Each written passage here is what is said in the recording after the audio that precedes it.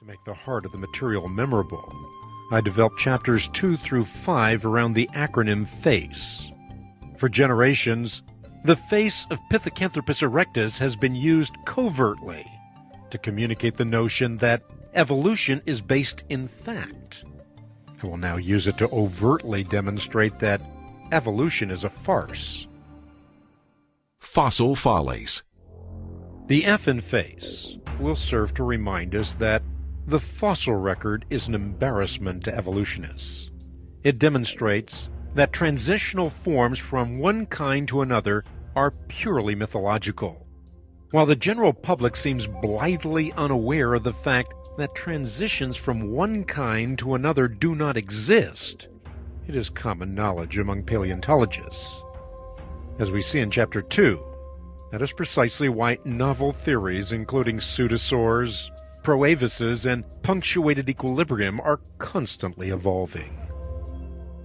Ape Men Fiction, Fraud, and Fantasy. The A in FACE represents Ape Men Fiction, Fraud, and Fantasy.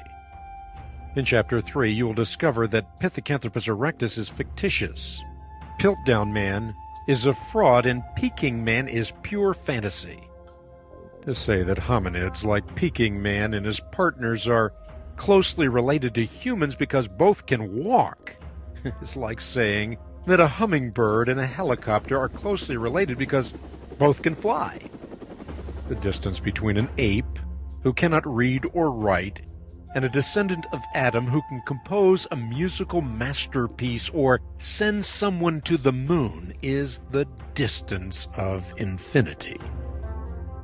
Chance. C stands for chance.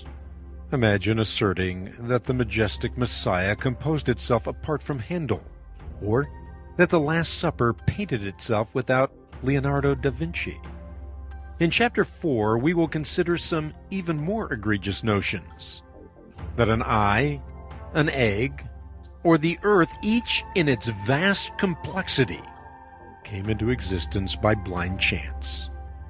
As we will see, forming even a protein molecule by random processes is not only improbable, but it is also indeed impossible. Empirical Science. E represents empirical science. In Chapter 5, we will test the theory of evolution in light of reason and empirical science rather than rhetoric and emotional stereotypes. As you will discover, the basic laws of science, including the laws of cause and effect, energy conservation, and entropy, undergird the creation model for origins and undermine the evolutionary model. Recapitulation. Up to this point, we have used FACE as an acronym to equip you to remember the arguments for responding to the farce of evolution. In Chapter 6, we will insert the letter R and change FACE into farce. Here, R equals recapitulation. This letter will remind you of the recapitulation theory commonly referred to by the evolutionary cliché, ontogeny recapitulates phylogeny. This notion suggests that in the course of an embryo's development, or ontogeny, it repeats, or recapitulates, the evolutionary history of its species, or phylogeny. Thus, at various points, the emerging embryo is a fish, then a frog, and finally a fetus. This theory not only relies on revisionistic history, but has also been used as justification for Roe v. Wade. And not only that, but also for racism.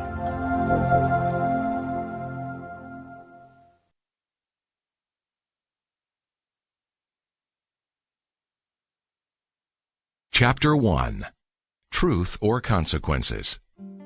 Other than Scripture, Darwin's magnum opus, The Origin of Species by Means of Natural Selection, might well be the most significant literary work in the annals of recorded history. Sir Julian Huxley called the evolutionary dogma it spawned the most powerful and most comprehensive idea that has ever